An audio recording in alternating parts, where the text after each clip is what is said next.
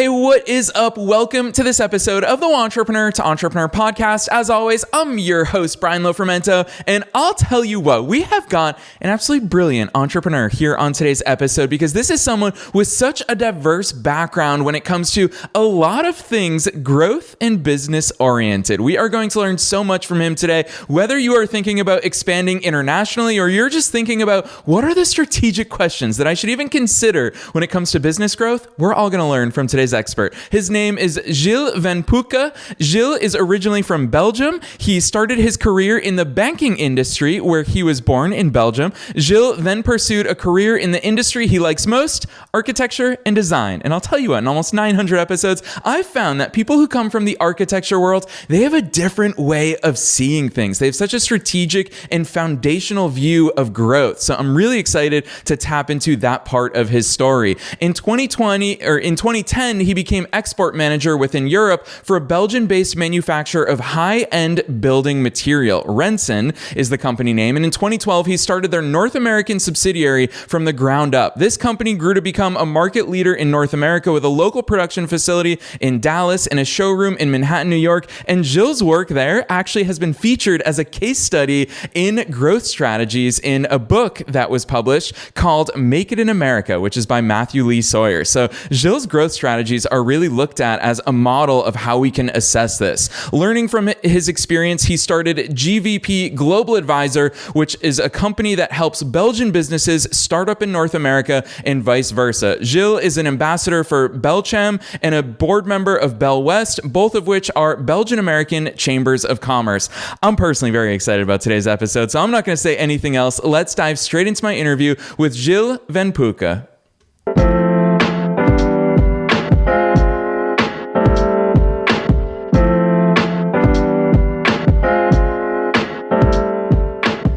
All right, Gilles, I am so excited that you're here with us. Welcome to the show.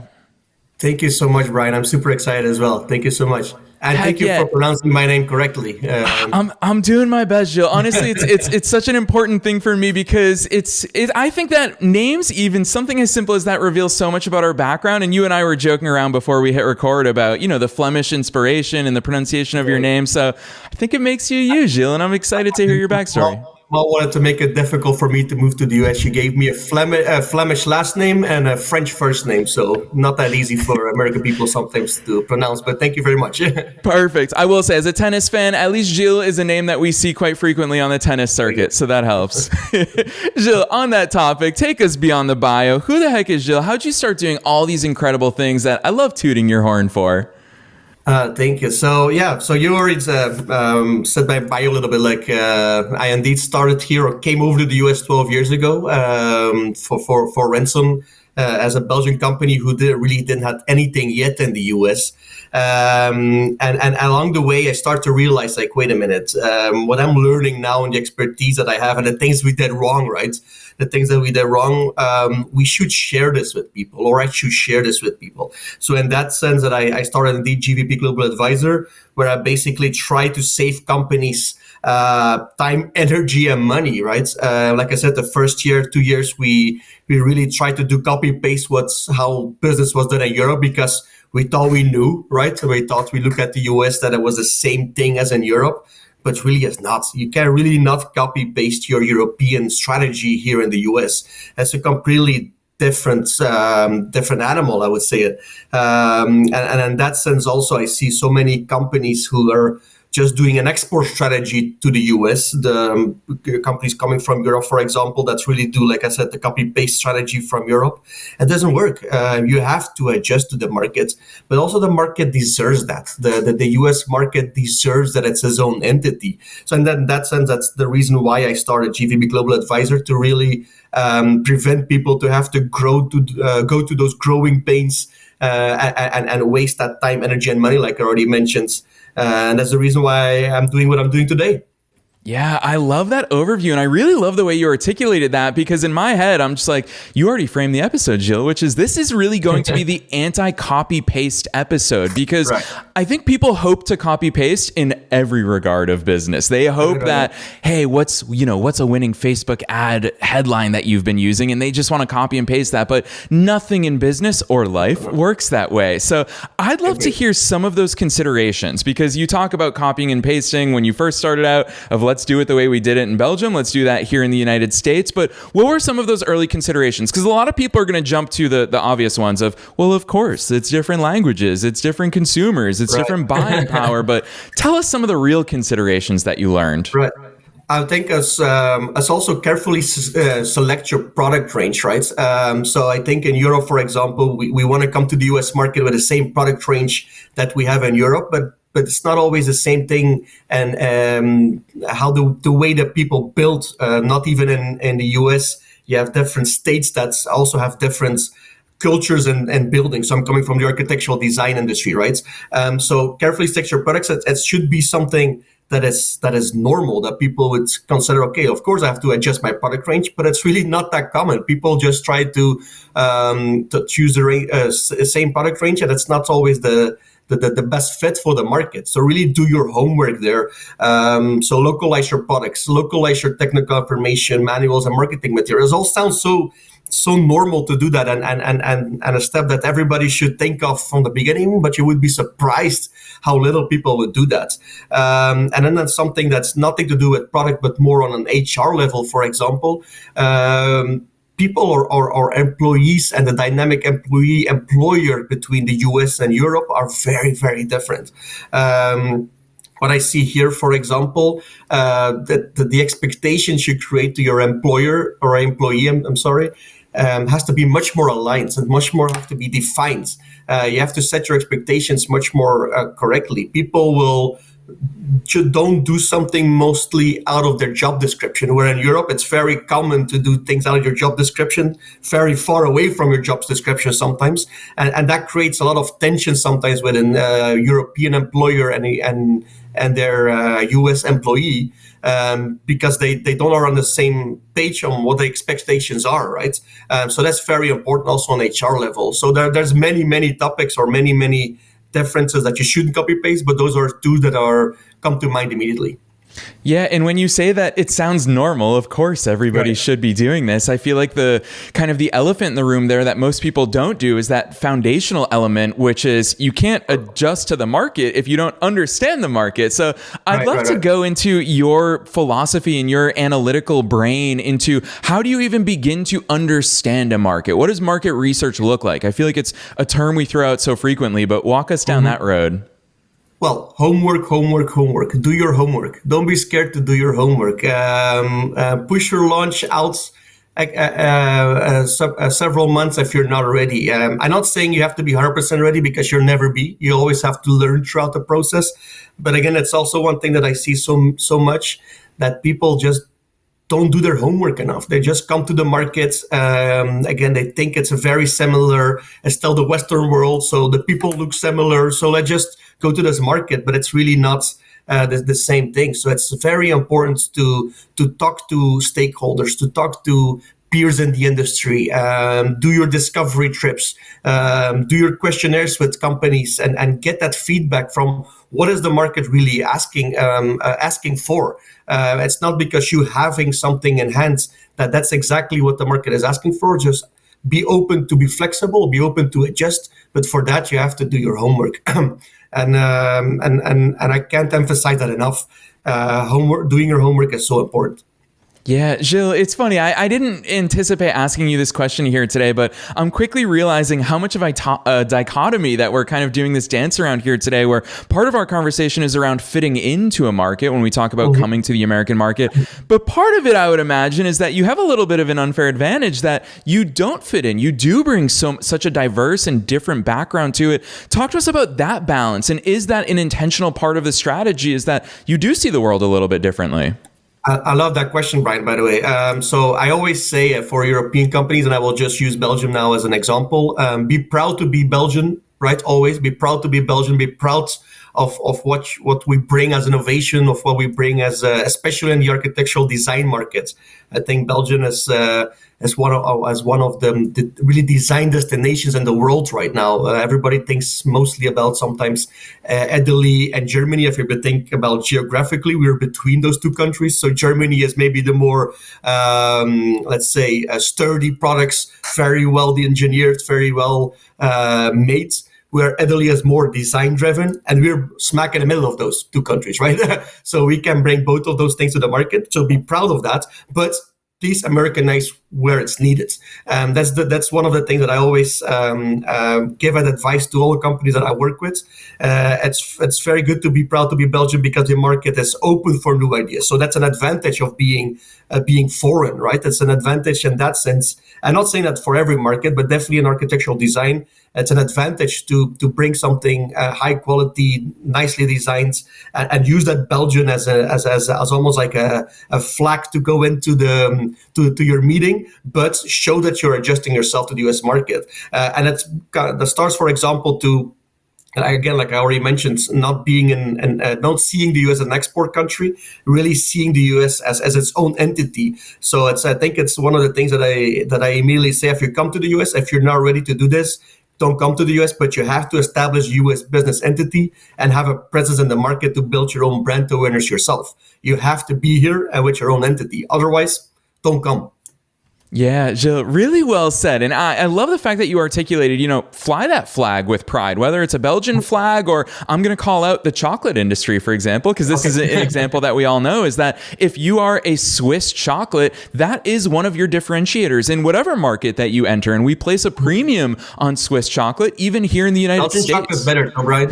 I will send you, I will send you a box. I will send you a box. I appreciate that. Then I won't confess to you that I've had it in Brussels and Antwerp. I will take you up on that offer, Gilles.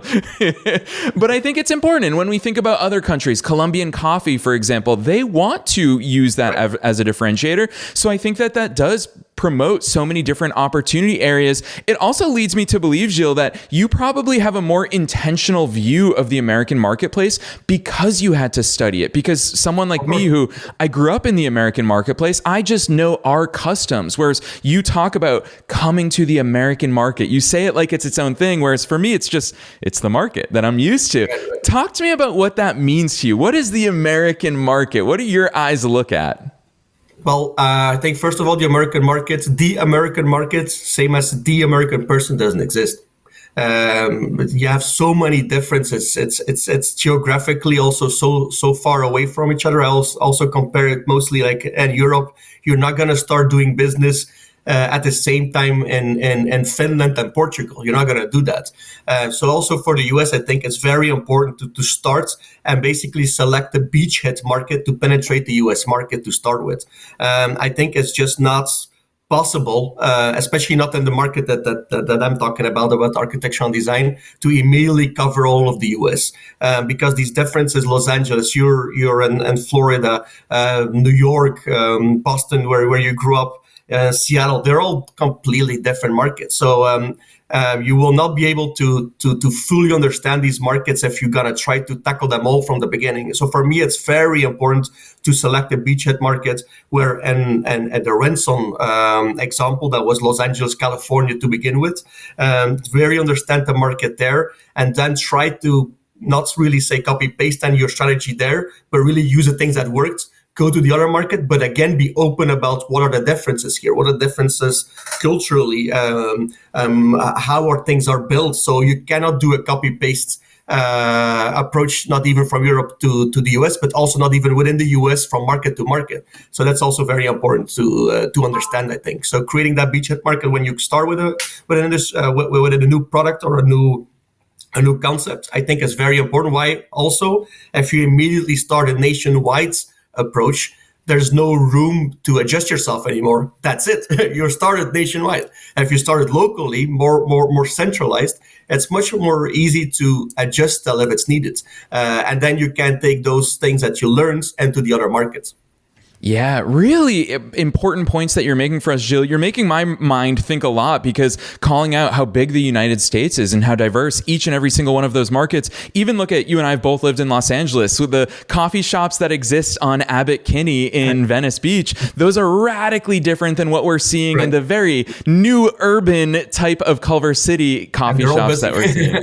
Yeah, and so I think even something within a company like Starbucks, what I see when I open the Starbucks app here in Florida is very different messaging and promotions and images 100%. than what you'd see in Seattle, Washington, with different seasons, different weather, different types of speech, the way we all talk. So I love that you've illustrated that. I also want to tap into the architectural part of your brain, because when we talk about the building blocks of a business, for example, there's so many cogs inside a business machine. There's marketing, there's messaging, there's branding, there's sales process, there's pricing, the products, the services, all of those things. For you, when you talk about localizing a business, helping European brands come to the United States, what are those foundational elements that you look at? Is this a branding question? Is this a messaging question? Obviously, it's everything, but what composes everything for you? Yeah, I think it's indeed like branding and messaging goes hand in hand, of course, right? But I think that's the one key thing, and especially in our market or industry,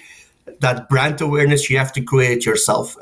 Create yourself means, of course, you can do that with a PR office, and I think that's the biggest step that European companies have to take in the US, where they're not used to that in Europe. In Europe, usually these type of brands that the companies I worked for are already well-established brands and their home markets, but they're geographically very small, so it's very easy to grow. If they sponsor, for example, the local soccer team, the local cycling team, they're already known in the market.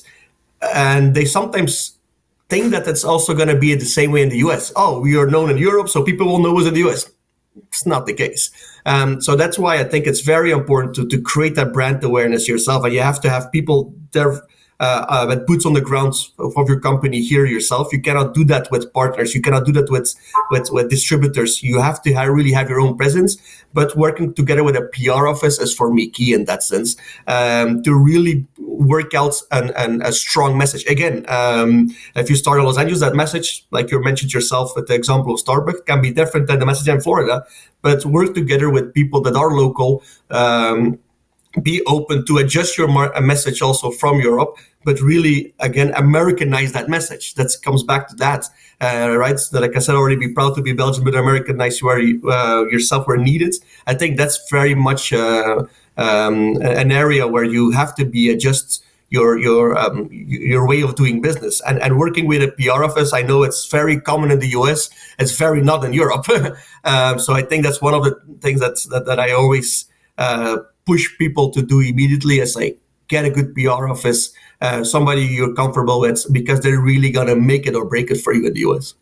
Yeah, Gilles, it's fun hearing you talk about this stuff, because I feel like you have a builder's mindset. It sounds like it's in your DNA from your past experiences, whereas I would argue that the mindset fault that a lot of entrepreneurs and business owners have is that they think that things happen in a moment. So when we talk about going to market, they think that you're in the market and a launch happens and that's it, and hey, we're here. Whereas hearing you talk about these strategic building components of this is that it is a process, and you talk about a PR agency. What does that look like? I guess I'm inviting you to speak directly to those people who think that these things happen in moments. What are kind of the milestones? What's that timeline look like for you as someone who's helped bring actual flourishing, successful brands to the United States? What's that actually look like in a process? Well, I think you worded very well. Like I'm always making sure that people do the right steps. So those building blocks you're mentioning, right? I think you really need to take it step by step, and especially if you're not in the market already. I think sometimes if you're already a US entrepreneur, some of these things come to you more organically and automatically. So you can, I'm not going to say you skip steps, but basically you take steps already that another European company doesn't have to think about, because it's something you've already done. But for example, like I said, that homework, you really need to take, I feel like, a year to really prepare yourself for this market. And that's really what we had to do. I came here to the US. I was 24 years old for a very big Belgian company, very successful in Belgium, the company Renson. But the first year, we thought we could just do what we were doing in Europe. And then we really pretty quickly realized that was not the case.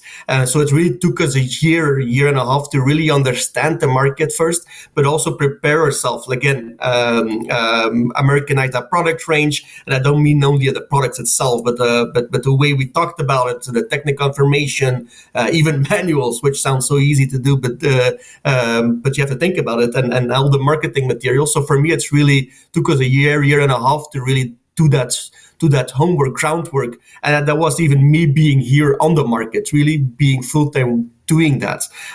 So for me, I think that's more or less the time frame it takes you to before you really can launch something, and really take that time too. Again, I already mentioned I would prefer that you push the launch 2 or 3 months out instead of doing it at least not 80%. So that's a little bit my rule. If something is 80% there where you want it to be, then I think it's ready to launch. But you also have to be asking yourself critically, am I there 80%? Because I think a lot of people think sometimes they are there somewhere 80%, but they're very much not. And how can you get that? I think it's just getting information from the market. Talk to people, stakeholders already that you maybe already have a relationship with. Dare to ask them what they think about it, but take that feedback into consideration. Talk to potential distributors, talk to potential dealers. Don't be scared to talk to people in the industry. Most people, if you come with something innovative, something that can help them in the future, they will more than happy to help you. Because I think as an entrepreneur, we are a lot of times stuck in our mindset. And if we're not talking to other people, getting other inputs, we can sometimes really get more stuck than we want to be in that mindset. And that way you're going to probably launch something that is not at that 80% mark. Yeah, I think that revelation that you just shared with us here in real time on this show today is the 80% mindset, because I think that it reveals part of your process is there's always 100% doesn't exist. There's always going to be a 20% that we will only ever figure out by being in it and by doing the thing. And I think that the 80% rule, I'm going to give you full credit for that, Gilles. I think that that's an absolutely brilliant entrepreneurial mindset. I think it speaks to the way that you think about these things. I also want to go a little bit deeper because, again, I love picking. You're only the third person in this show's history in almost 900 episodes that comes from an architectural background. And I love that that's your focus, is on that architectural design product manufacturing space.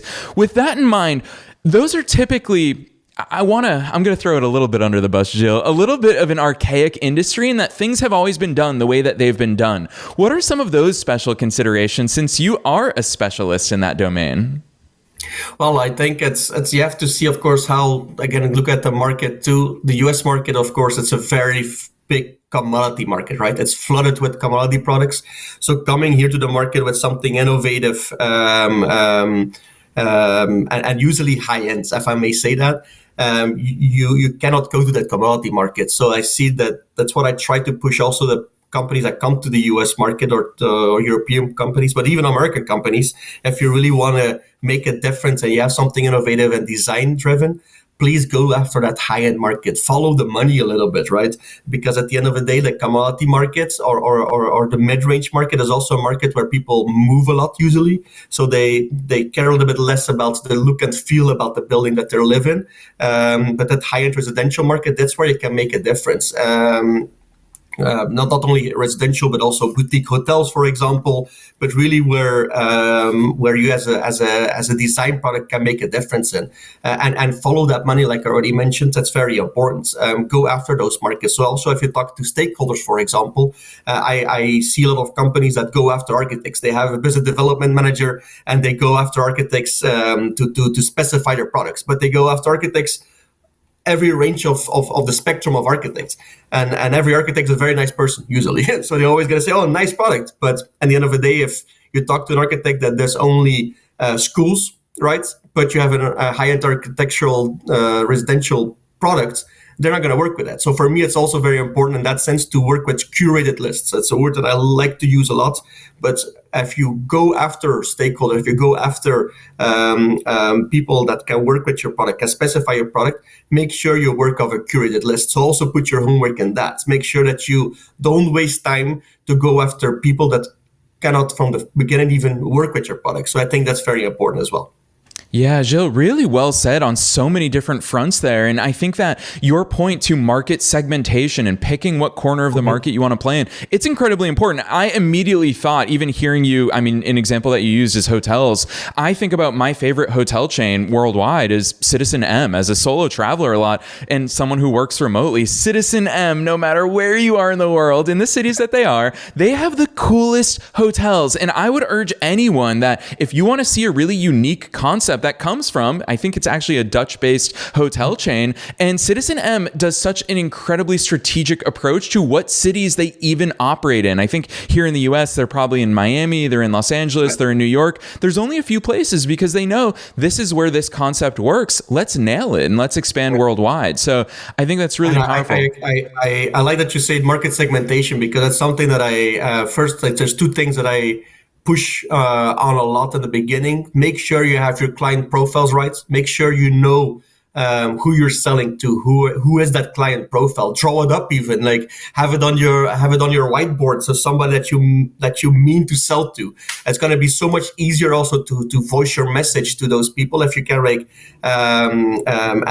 put a face on it almost. But also like market segmentation is incredibly important. And I think even it's not only about companies that come into the US, but also American companies. I see often they don't really nail that down yet. Take the time to sit down with the people in your company to really get a good understanding which market segmentations there are, which product can we push and which market segmentation, because you're going to focus so much more. You're going to narrow down so much more your resources. Because that's, I think, one of the biggest disadvantage of the US market, because it's so big. If you don't do that, you're going to lose resources or going to waste resources very, very quickly if you don't focus, right? So by doing those two things, client profiles and market segmentation, you're going to be able to focus much better and use your resources much better. Yeah, incredibly important insight and real strategic thought from you here for us, Gilles, which I really appreciate. And I also know you are very actively involved, of course, still in the European markets. So I can't have you on and not talk about the vice versa side of this equation. Knowing that 80% of our listeners are right here in the United States, I know that a lot of people, any traveler, I'm going to call this example out. Any traveler knows that American fast food, when you go overseas, is not the same American fast food that we know. McDonald's, I'm going to call out, terrible product here in the United States, different product overseas. Yeah. The restaurants are different. The food is different. It's incredibly different. They've adapted to that. Gilles, if we're not at the McDonald's level, what are some of those considerations going the other way from the Atlantic? Well, I think it's very much the same. If you think about it, like I already mentioned, I think what American companies mostly do very well, if I see, that's usually the bigger ones that come to the US, to the European market, that they are not doing the same thing country by country. Even so, between the Netherlands, Belgium, and France, you can go from the Netherlands to France through Belgium in an hour and a half. And like you already mentioned the McDonald's, but okay, let's talk about other brands, for example. They're not going to do the same thing. Even stores are going to have a different look and feel. For example, let's say fashion stores that are maybe American. And France, they have a different look and feel than the Netherlands, for example. So they really understand that sometimes better, I think, than as Europeans, that you really have to adjust to, again, that client profile. Who am I selling to? What is the cultural difference in those countries? And what can we do to really tackle them within a certain market? And I see a lot of American companies that, for example, don't go to a certain country even to begin with. And that's the same thing, like I said, about going to the other way. If you create your beachhead markets in the US, you don't start immediately all over the US. And that's the same thing that I think you have to do in Europe as well, right? Start maybe with one country. And I think, therefore, Belgium is a very good example. You know or you don't know, for the listeners, that Belgium is a very multicultural country because of we have a lot of, and Brussels is the capital of Europe. So have a lot of presence of governmental, European governmental, also worldwide governmental buildings, and also a lot of non-profits organizations are based out of Brussels. So walking in Brussels is walking in the world, right? So for me, Brussels or Belgium by itself is a very good micro economy to test your products in. I would urge companies that want to go to the US, want to go to Europe, to use Belgium as that beachhead market to really see, okay, what works in Belgium usually is going to work in almost every other country because it's so multicultural.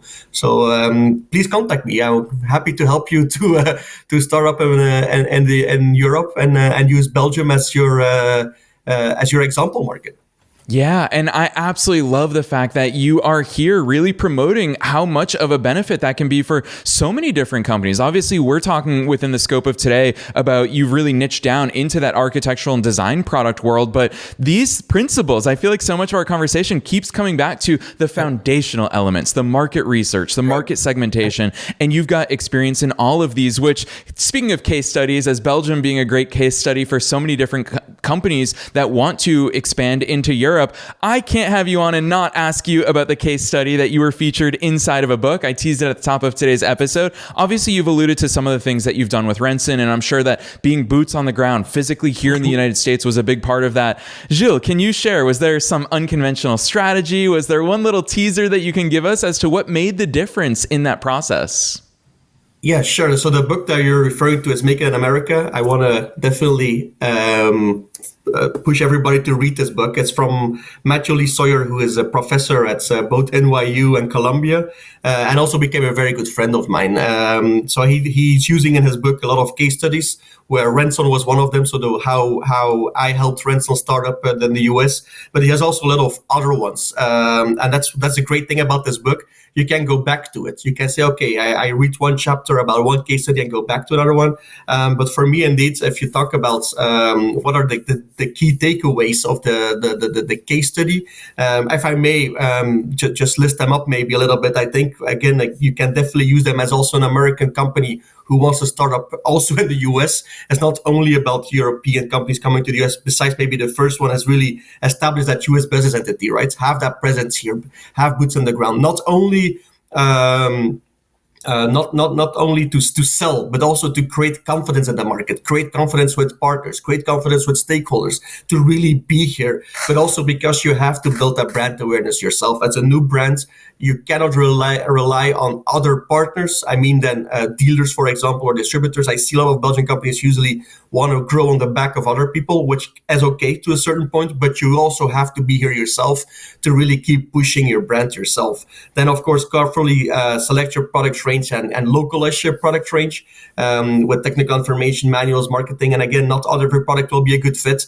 Really sit down with your product managers and think about, okay, which market, and again, for an American company who wants to go to another area in the US, really think about that. Don't just immediately think that your whole product range will fit in that other market as well. I think really thinking about that will also make your using your resources much more efficient, right? The beachhead market, I already mentioned now a couple of times, I think it's incredibly important. Again, for the same reason, for making sure that you use those resources correctly.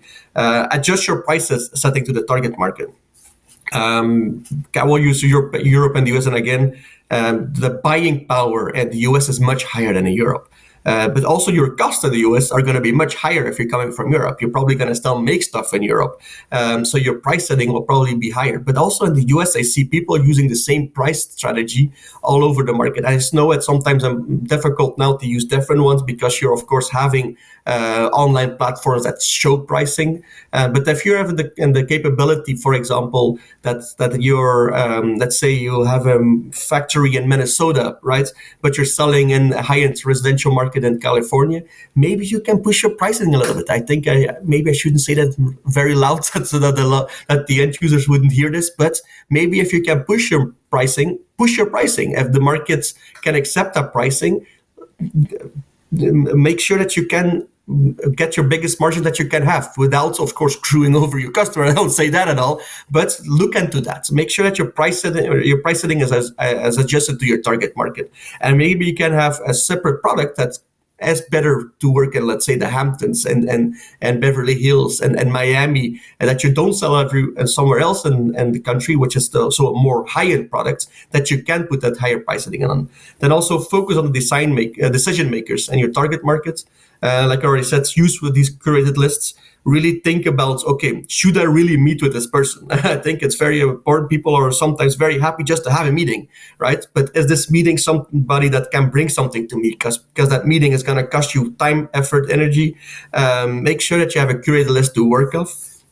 And the last thing, like I already mentioned from the beginning, be proud to be Belgian, but be proud to be whatever you are, whoever you are, but Americanize yourself or adjust yourself, then, if I can say it that way, to the market that you want to be in. I think that's very important. And in that sense, I am a proud Belgian American. I became American last summer, but I'm still very much involved with the Belgian American Chambers of Commerce. So you have Belgium on the East Coast and New York, and you have Bell West and Los Angeles. And even for American entrepreneurs who want to be more involved with the European, like I already said, with the European markets and want to explore it, maybe it's a good idea for them also to become members with these organizations. Because again, I think really Belgium can be a gateway for them to the European market. Yes. Well, first things first, congratulations, Gilles, on becoming an American. That's such an exciting thing. As someone who comes from an American or an immigrant family here to the United States, it's so deeply meaningful to me. And I know that it's a long road to get there and that it takes persistence and a vision. And I absolutely love the fact that you represent both sides of your heritage and what you've become, because there is so much power in that immersion and in that diversity. So huge kudos to you. I have to say also the US was, and it's going to sound so cliche for me, but I gave me 10 years. If I would be here 10 years, I want to really become American. I want to be more involved also in the US because for me, it was the land of opportunities. I know that sounds the most cliche thing that you can say, but it was really true. I would never have grown as a person or as a professional as much as I would have today at my age I am today after being here now for 12 years. I would never have been there in my life if I hadn't moved to the US and had to adjust myself to the American way of living. But it's really became the land of opportunities for me.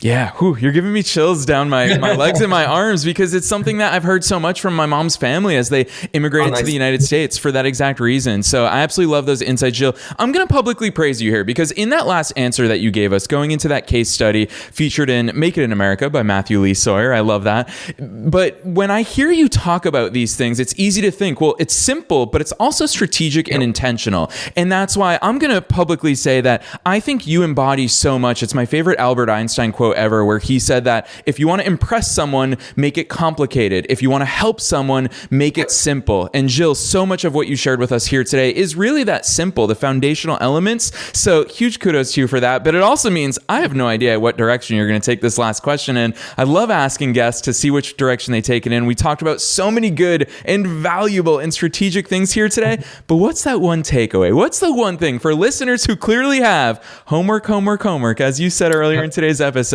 What's that one thing you hope they walk away with?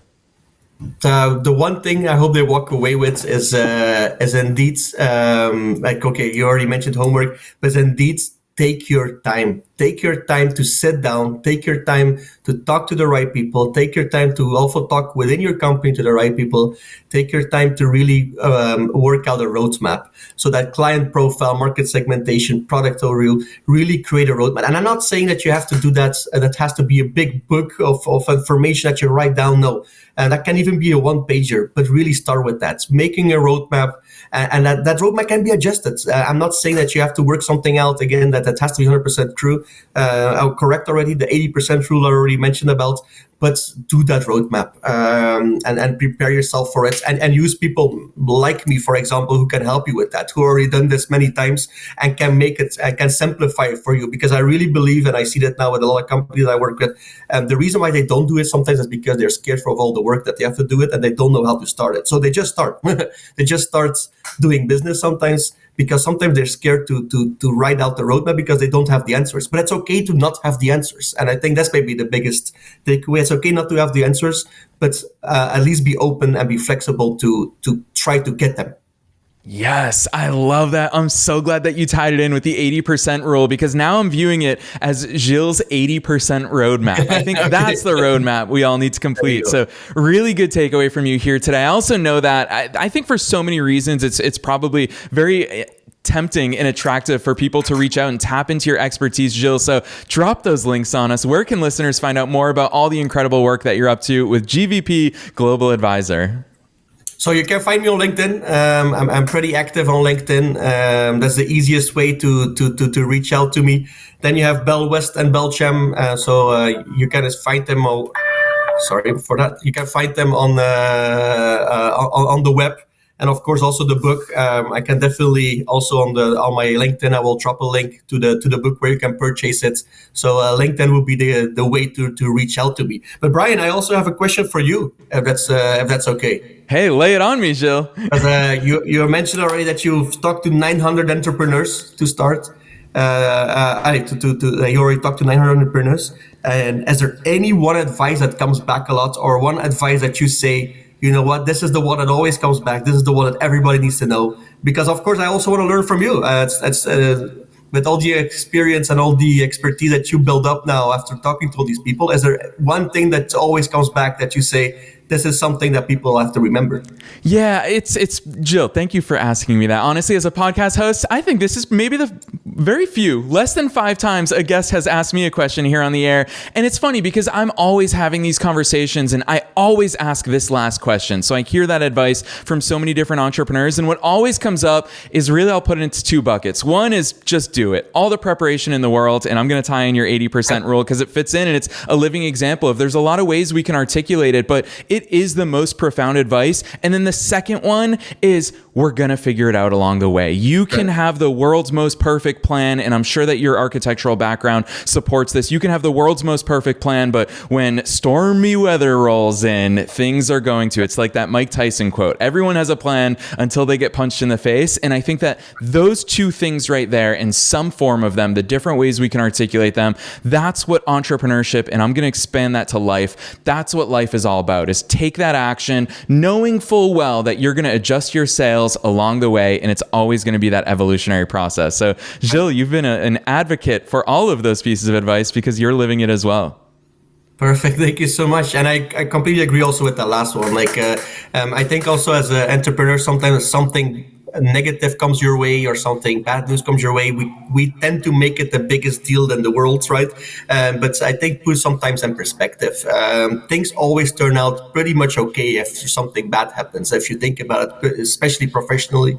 So don't make one thing that goes not your way.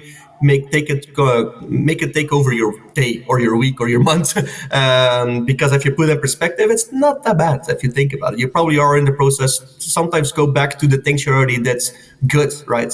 Think about the positive things sometimes as well. Don't just get lost in that one negative thing that came your way. Unless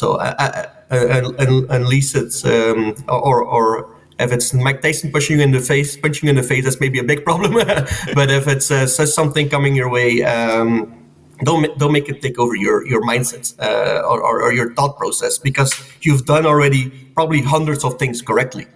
Yes, absolutely. Gilles, it has been such a pleasure talking to you, not only as a subject matter expert, but also as a fellow entrepreneur. These types of conversations bring so much joy to me. It's what we're so dedicated to bringing to all of you listeners worldwide, over 150 countries. And I'm going to argue that every single one of our countries was represented in today's conversation with Gilles, because clearly his advice goes so deep into the fact that we should all be proud of where we're from, and there's a world of possibilities out there. So listeners, we're dropping Gilles' links down below in the show notes, wherever it is that you're tuning in. Otherwise, Gilles, on behalf of myself and all those listeners in over 150 countries, thanks so much for coming on the show today. I appreciate it, Brian. Thank you so much.